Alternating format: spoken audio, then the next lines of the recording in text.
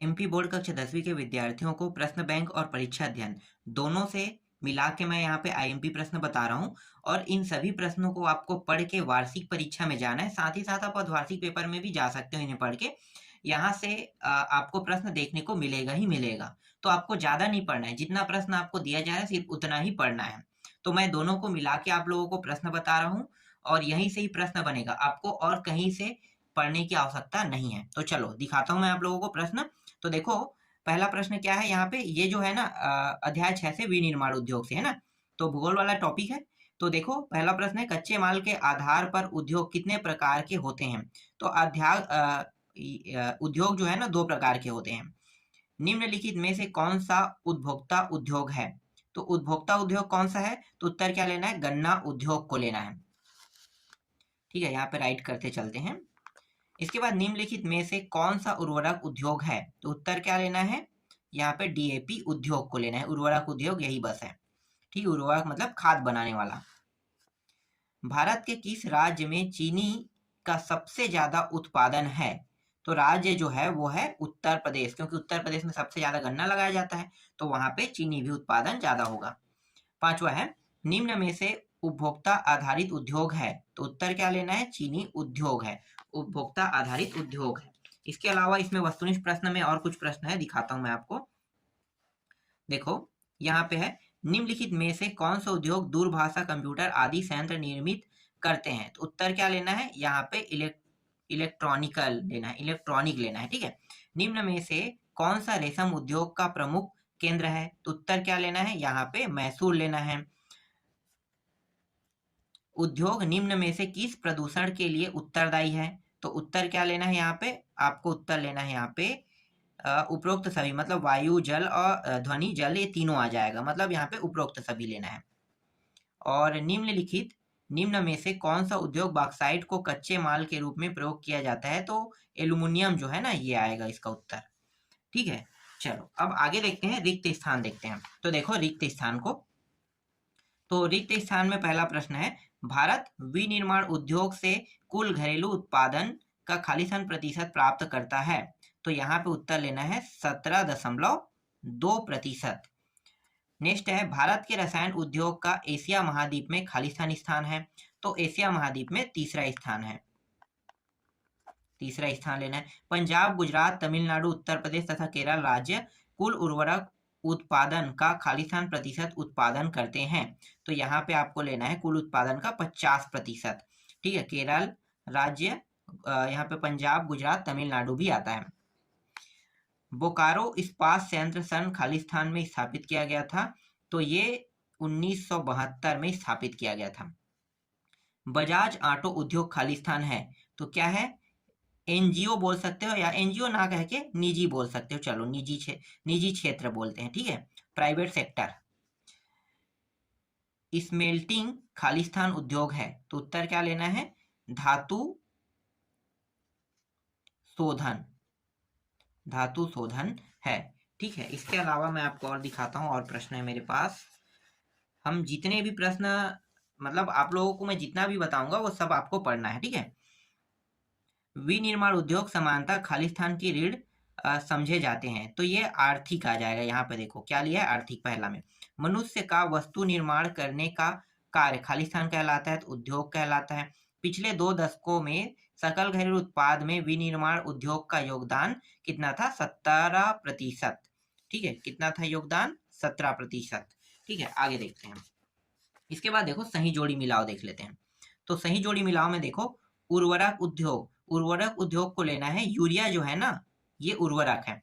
रसायन उद्योग, तो रसायन उद्योग मतलब प्लास्टिक जो है रसायन से बनता है। मोटर गाड़ी, मोटर गाड़ी जो है वो गुड़गांव में। ठीक है, गुड़गांव जो है ना अभी वर्तमान में गुरुग्राम के नाम से जाना जाता है, और ये जगह जो है हरियाणा में है।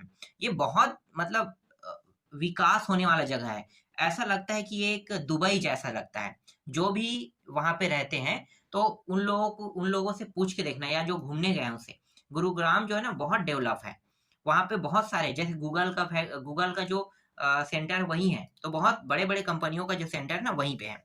इलेक्ट्रॉनिक उद्योग, इलेक्ट्रॉनिक उद्योग को आपको लेना है बेंगलोर में लेना है। ठीक है, इलेक्ट्रॉनिक उद्योग बेंगलोर में है। और ये जो है आयरन इंडिया लिमिटेड संयुक्त उद्योग यहीं पे है, और बजाज ऑटो लिमिटेड निजी उद्योग है। ठीक है, और होगा तो और मैं दिखा देता हूँ आपको।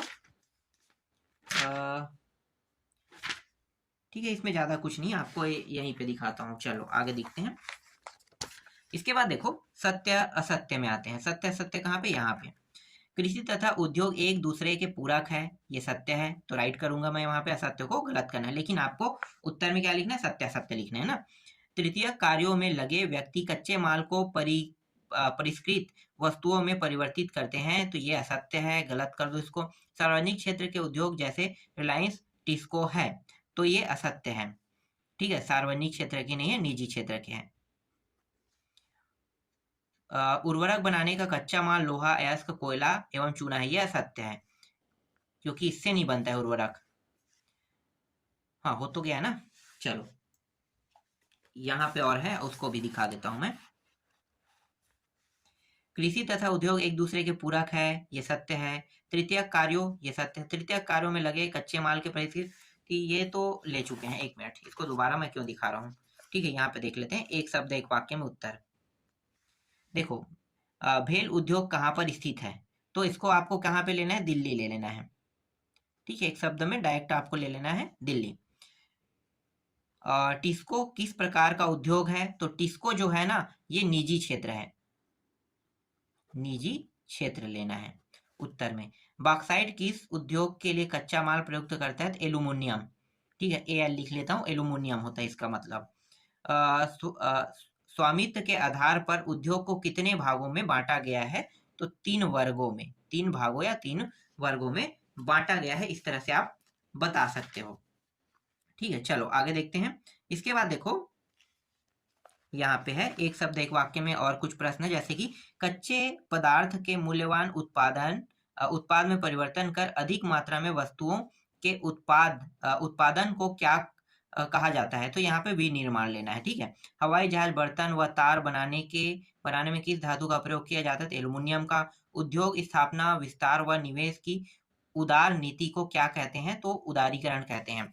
ठीक है, यहाँ पे अति लघुत्तरी प्रश्न है, इसको देख लेते हैं। 2 नंबर के प्रश्न यहाँ से आएगा, तो मैं इसे थोड़ा सा छोटा कर लेता हूँ, जिससे ये आसानी से पूरा कैप्चर हो जाए। देखो विनिर्माण क्या है, कच्चे पदार्थ को मूल्यवान उत्पाद में परिवर्तन कर अधिक मात्रा में वस्तुओं के उत्पादन को विनिर्माण कहा जाता है। जैसे कागज बाक्स से, चीनी गन्ने से, लोहा इस्पात लौह अयस्क से तथा एल्यूमिनियम बॉक्साइट से निर्मित है। दूसरा है, उद्योगों की अवस्थिति को प्रभावित करने वाले 3 भौतिक कारक बताइए, तो एक है कच्चे माल की प्राप्ति, शक्ति के साधन, और तीसरा है उपयुक्त जलवायु है। औद्योगिक अवस्थिति को प्रभावित करने वाले 3 मानवीय कारक, 3 मानवीय कारक, एक श्रम है। ठीक है, दूसरा बाजार, परिवहन एवं संचार की सुविधा है। आधारभूत उद्योग से क्या आशा है, उदाहरण देकर बताइए। वे उद्योग जो अन्य उद्योगों के आधार होते हैं, इनके उत्पाद अन्य उद्योगों के निर्माण तथा संचालन के काम आते हैं, जैसे लोहा इस्पात, तांबा प्रगलन व एल्यूमिनियम प्रगलन उद्योग है। संयुक्त उद्योग से आप क्या समझते हैं, तो वे उद्योग जो सरकार और निजी क्षेत्र के संयुक्त प्रयासों से चलाए जाते हैं, जैसे ऑयल इंडिया लिमिटेड है। ठीक है, तो ये संयुक्त उद्योग है। इसके अलावा कुछ और प्रश्न है इसमें जो महत्वपूर्ण है, तो मैं दिखा देता हूँ। जैसे कि सार्वजनिक एवं निजी क्षेत्र उद्योगों में अंतर कह रहा है, तो 2 अंतर आएगा, तो 2 अंतर आपको इस तरह से यहाँ पे याद कर लेना है। देखो सार्वजनिक क्षेत्र के उद्योग जो है वो सरकार के अंदर आते हैं, और निजी क्षेत्र के उद्योग ये किसके अंदर आते हैं, ये सरकार के अंदर नहीं आते। इस तरह से एक मिल गया आपको सिंपल शब्दों में। ठीक है, इसमें उत्पादन तथा व्यापार पर सरकार का, हाँ ये तो मैंने बोल दिया। ठीक है, यहाँ से कोई भी एक टॉपिक कॉल ले लो, तो जैसे कि छोटा मुझे लग रहा है ये, इनमें बड़े पैमाने के उद्योग या आधारभूत उद्योग आते हैं, जैसे कि ONGC सेल। ठीक है, ये है सरकार के अंदर आते हैं। जबकि इनमें छोटे बड़े सभी प्रकार के उद्योग आते हैं, जैसे टाटा आयरन एंड स्टील, बाटा सू। ठीक है, तो ये निजी क्षेत्र के हैं। यहाँ पे देखो एक और है, तापीय प्रदूषण से क्या आशा है, इसके जलीय जीवन पर प्रभाव बताइए कह रहा है, तो ये प्रश्न आएगा। ठीक है, जब कारखानों तथा ताप घरों से गर्म जल को बिना ठंडा किए ही नदियों तथा तालाबों में छोड़ दिया जाता है, तो जल में तापीय प्रदूषण होता है। ठीक है, ये अब मैं आपको प्रश्न बैंक से प्रश्न दिखाता हूँ। जैसे कि यहाँ पे देखो, प्रश्न बैंक से जो प्रश्न है उनको आपको देखना है। तो विनिर्माण उद्योग किसे कहते हैं? थोड़ा सा मैं बड़ा कर लेता हूँ। तो विनिर्माण उद्योग किसे कहते हैं? तो देखो, कच्चे, अभी जस्ट मैंने इसको बताया ना विनिर्माण उद्योग, तो चलो इसको मैं अभी रोक देता हूँ, जो मैंने बताया था वो याद कर लेना। ठीक है, यहाँ पे देखो, एल्यूमिनियम प्रगलन क्या है समझाइए। तो यहाँ पे उत्तर क्या लिखोगे? भारत में एल्यूमिनियम प्रगलन दूसरा सर्वाधिक महत्वपूर्ण धातु शोधन उद्योग है। इसके निर्माण की प्रक्रिया की चार्ट बनाया गया है। देखो यहाँ पे मैं आपको दिखाता हूँ। बॉक्साइट जैसे कच्चा माल के रूप में यहाँ से डाला जाता है और ये बॉक्साइट का खनन हो रहा है नीचे में, और निकल क्या रहा है? कच्चा माल निकल रहा है। फिर परिवर्तन रेल या समुद्री जहाज से इसे दूसरे जगह ले जाया जाता है। फिर एल्यूमिना जैसे कि बॉक्साइट दलन और एल्यूमिना घुलन, ठीक है, और एल्यूमिनियम शोधशाला। तो यहाँ पे ये आगे कहाँ पे जाएगा? पहले जाएगा ये वाला, प्रगालक स्थल तक भारी अयस्क का पहुंचना होगा। शोधशाला से कैल्शियम युक्त पेट्रोलियम कोक निकलेगा और कोयला खान से पिच निकलेगा। फिर अंत में क्या प्राप्त होगा? तो एक मिनट, अंत में देखो, अंत में क्रायोलाइट, एल्यूमिनियम प्रगलक, और यहाँ पे एल्यूमिनियम प्रगालक, ठीक है, और विद्युत यहाँ पे कितना लगेगा? 18,600 किलोवाट प्रति टन अयस्क लगेगा। ठीक है, अब आते हैं दूसरा प्रश्न में। देखो, उद्योग किसे कहते हैं? मनुष्य का वस्तु निर्माण करने का कार्य उद्योग कहलाता है। रसायन उद्योग किसे कहते हैं? तो रसायन उद्योग के बारे में देखो, उत्तर क्या है? रसायन उद्योग में वे सभी उद्योग आते हैं जो औद्योगिक रसायनों का उत्पादन करते हैं। रासायनिक उद्योग संसार की वर्तमान अर्थव्यवस्था की रीढ़ है। वे उद्योग कच्चे माल को 70,000 से अधिक विभिन्न उत्पादों में परिवर्तन करते हैं। इसी तरह से देखो, उर्वरक उद्योग। उर्वरक उद्योग रासायनिक उर्वरकों का निर्माण करते हैं जो पानी में घुलनशील, यौगिक और खनिज से समृद्ध होते हैं। यह उद्योग नाइट्रोजनी उर्वरक, फास्फेटिक उर्वरक तथा अमोनियम फास्फेट और मिश्रित उर्वरक, जिसमें 3 मुख्य पोषक उर्वरक नाइट्रोजन, फास्फोरस व पोटास शामिल है, के उत्पादन क्षेत्रों के इर्द गिर्द केंद्रित है। इसके बाद पांचवा देखो, उपभोक्ता उद्योग किसे कहते हैं? वे उद्योग जो लोगों की दैनिक आवश्यकताओं की पूर्ति करने के काम आते हैं उपभोक्ता उद्योग कहलाते हैं, जैसे चीनी, कागज, पंजे आदि। ठीक है, ये इसका उत्तर रहेगा।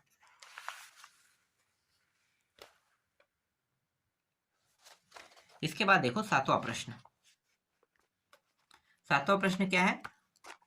उद्योग के लिए मुख्य आधार क्या होता है? उद्योग के लिए मुख्य आधार कच्चा माल होता है। इसके अतिरिक्त श्रमिक, पूंजी, शक्ति के साधन तथा बाजार भी इसे प्रभावित करते हैं। कच्चे माल के आधार पर उद्योग कितने प्रकार के होते हैं? तो यहाँ पे देखो, कृषि, एक तो है यहाँ पे कृषि आधारित हो गया और दूसरा है खनिज आधारित हो गया। 2 प्रकार के होते हैं। ठीक है, इसके अंदर बताया कृषि आधारित में ये सब मिलता है और खनिज आधारित में खोदने पर ये सब मिलता है। कच्चे माल पर आधारित 2 उद्योगों के नाम लिखिए। तो कृषि और खनिज, और वन आधारित तीसरा हो जाएगा। रसायन पर आधारित 2 उद्योगों के नाम लिखिए। वस्त्र उद्योग, कागज उद्योग, और यहाँ पे और है फार्मास्यूटिकल, कृषि, रसायन उद्योग। इसको भी आप लिख सकते हो उत्तर में। रसायन पर आधारित 2 उद्योगों के नाम, ठीक है, जैसे कृत्रिम वस्त्र, प्लास्टिक, कांच, साबुन। यहाँ पे 2 लिखना है, बहुत सारे याद करने की जरूरत नहीं है। गन्ने पर आधारित 2 उद्योगों के नाम लिखे, चीनी उद्योग, गुड़ उद्योग। ठीक है, ये दोनों आपको याद करना है। चूना पत्थर किस उद्योग में कच्चे माल के रूप में? सीमेंट उद्योग में होता है। तो यहाँ पे देखो सीमेंट उद्योग यहाँ दिया है, सीमेंट उद्योग। भारत में लघु उद्योग के लिए वर्तमान में अधिकतम निवेश सीमा कितनी है? तो अधिकतम निवेश सीमा देखो, ये तो 10 करोड़ के निवेश और टर्नओवर 50 करोड़ तक के बढ़ा सकते हैं। ठीक है, ये है अधिकतम निवेश सीमा। निजी उद्योग किसे कहते हैं? तो निजी उद्योग के बारे में मैंने बताया था। वे उद्योग जो सरकार के अंदर नहीं आते हैं उसे हम निजी उद्योग कहते हैं, जैसे कि टिस्को और बजाज ऑटो लिमिटेड है, ये है। इसके बाद देखो, सार्वजनिक उद्योग किसे कहते हैं? वे उद्योग जो सरकार के अंदर आते हैं उसे सार्वजनिक उद्योग कहते हैं। और यहाँ पे देखो, जैसे भेल स्टील अथॉरिटी, ये सब है। कच्चे माल पर आधारित उद्योग को कितने भागों में बांटा गया है? तो भारी उद्योग, हल्के उद्योग, 2 भागों में बांटा गया है। ठीक है, इसके अंदर कुछ लिखा है, उसको भी याद करना है आपको।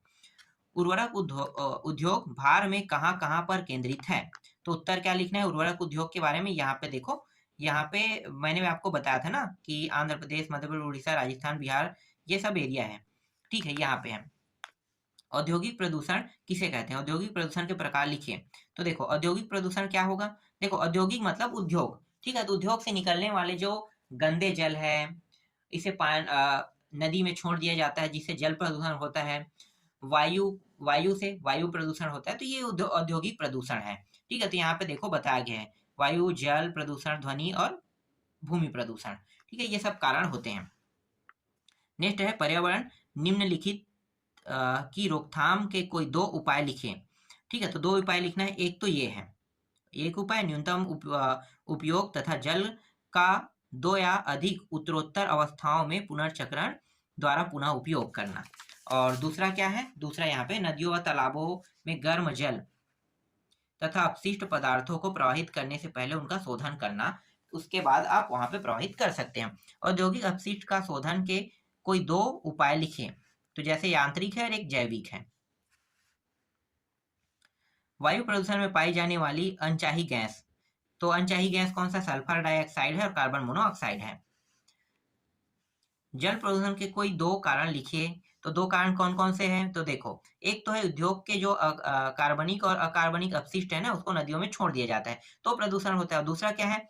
जल प्रदूषण के प्रमुख कारक कागज, लुगदी, रसायन, वस्त्र तथा रंगाई वाले, ये सब जो है ना, ये उद्योगों के कच्चे माल को वहां पे प्रवाहित कर देते हैं, इसलिए होता है। ठीक है, तो इसका भी उत्तर आपको मिल गया। चलो आगे देखते हैं। इसके बाद देखो, तापीय प्रदूषण का जलीय जीवों पर क्या प्रभाव पड़ता है? तो एक तो प्रभाव पड़ता है, यहाँ पे देखो, जलीय जीव पर प्रभाव, तो ये मृदा व जल प्रदूषण आपस में संबंधित है। वर्षा के जल के साथ ये प्रदूषक जमीन से रिसते हुए भूमिगत जल तथा जल तक पहुंचकर उसे भई प्रदूषण कर देते हैं। ठीक है, तो ये हो जाएगा। 4 है, 2 याद करना है यहाँ पे। सूचना प्रौद्योगिकी, तो सूचना प्रौद्योगिकी से भी प्रश्न पूछ सकते हैं, तो इसको भी याद कर लेना। देखते हैं, सूचना प्रौद्योगिकी में आता है जैसे कि आपका कंप्यूटर होता है, टेलीफोन होता है, ये सब लेना है। तो यहाँ पे लिखा है क्या, देखते हैं। सेकेंड में पहुंच जाता है, और ये ट्रांजिस्टर से लेकर टेलीविजन, टेलीफोन, दूरसंचार आदि सम्मिलित है। ठीक है, तो यही है। तो जितना प्रश्न मैं अभी बताया, यहीं से ही आपको सिर्फ प्रश्न देखने को मिलेगा, बाहर से आपको देखने को नहीं मिलेगा। तो आपको इसकी अच्छे से तैयारी कर लेना है।